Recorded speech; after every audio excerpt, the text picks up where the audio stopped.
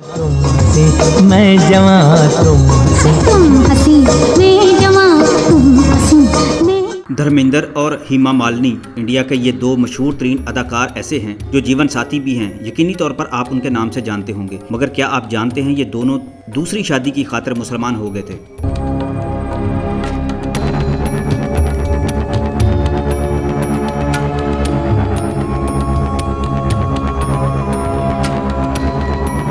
हिंदू होने के नाते ये दूसरी शादी नहीं कर सकते थे। जब मुसलमान हुए तो उनके इस्लामी नाम क्या रखे गए और अब उनका मजहब क्या है, इन पर फतवे भी सादर किए गए और इंडिया की असम्बलियों में उनकी शादी के ढोल भी बजाए गए और इतराजात भी उठाए गए कि हेमा मालिनी और धर्मेंद्र से जब पूछा जाए कि वो मुसलमान है या हिंदू, वो गुस्सा बहुत करते हैं। बॉलीवुड की बेमिसाल अदाकारा हेमा मालिनी जो अब 70 साल की हो चुकी हैं, उन्होंने फिल्म शोले में जानदार अदाकारी से फिल्मों में कामयाबियां हासिल करके दुनिया भर में अपनी धाक बैठाई थी।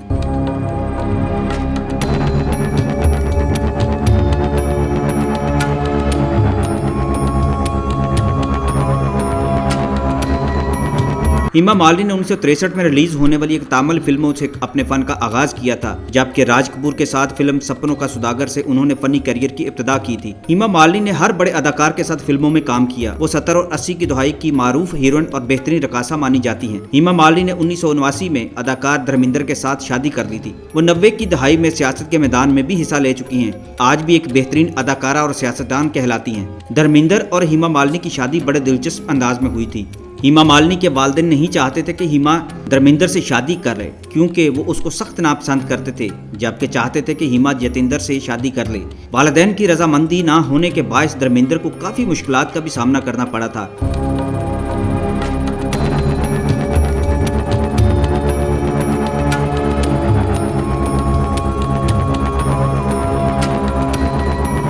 उधर धर्मेंद्र की बेगम खुद इस फैसले के खिलाफ थी। हेमा मालिनी के वालिदैन की मुखालफत की सबसे बड़ी वजह धर्मेंद्र का पहले से शादीशुदा और 2 बच्चों का बाप होना था। धर्मेंद्र की पहली शादी 1954 में 19 साल की उम्र में हुई थी, जिनसे उनके 2 बेटे सनी देओल और बॉबी देओल हैं। इंडियन मीडिया के मुताबिक हेमा मालिनी को धर्मेंद्र के अलावा अदाकार जतिंदर और संजीव कुमार भी पसंद करते थे, लेकिन खुद हेमा मालिनी धर्मेंद्र के इश्क में गिरफ्तार थी। इस दौरान ऐसी भी खबरें आ रही थी कि जतिंदर और हेमा मालिनी ने शादी करने का फैसला कर लिया है और वो चेन्नई में हैं।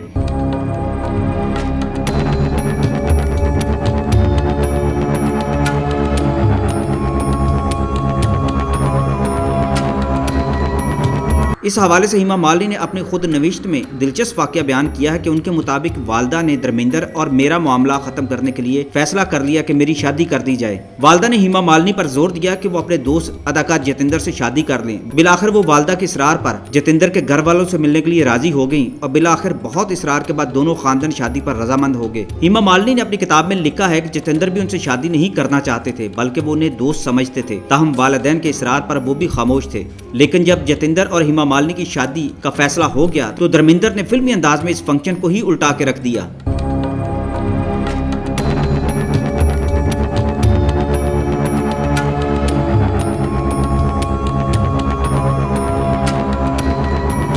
शादी के लिए दोनों खानदान खामोशी से चेन्नई वापस पहुंच गए थे। इस हवाले से उड़ती उड़ती खबरें मुकामी अखबार तक पहुंच गईं।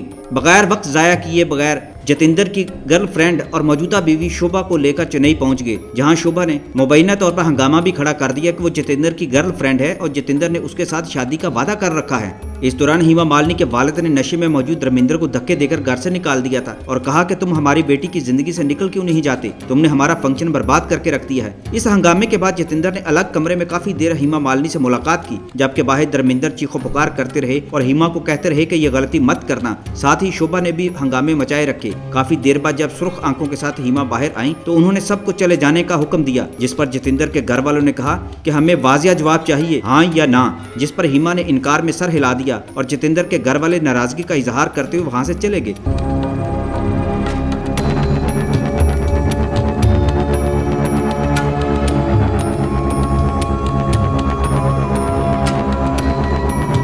धर्मेंद्र ये शादी रखवाने में कामयाब तो हो गए, मगर खुद उनकी शादी हेमा मालिनी से नहीं हो सकती थी। हिंदुस्तान में कोई हिंदू एक बीवी के होते हुए दूसरी औरत से शादी नहीं कर सकता, अलबत्ता मुसलमान ऐसा कर सकते हैं। इसलिए कुछ लोग दूसरी शादी करने के लिए मुसलमान होने का ऐलान कर देते हैं। इसी नजरिए के तहत धर्मेंद्र और हेमा मालिनी दूसरी शादी के लिए मुसलमान हो गए। 35 वर्ष पहले मौलाना अबू तला ने उन्हें मुसलमान किया और फिर निकाह पढ़वाया था। उनके इस्लामी नाम दिलावर खान और आयशा रखे गए थे। मकसद पूरा होने पर दोबारा धर्मेंद्र और हेमा मालिनी हिंदू हो गए थे। ताहम मीडिया के मुताबिक धर्मेंद्र ने यह कहा कि हम दोनों ने इस्लाम कबूल ही नहीं किया था, ये प्रोपेगेंडा था। ताहम दिलचस्प सूरत हाल उस वक्त पैदा हुई जब धर्मेंद्र ने इलेक्शन लड़ने का ऐलान किया तो कांग्रेस ने इस पर सवाल उठा दिया।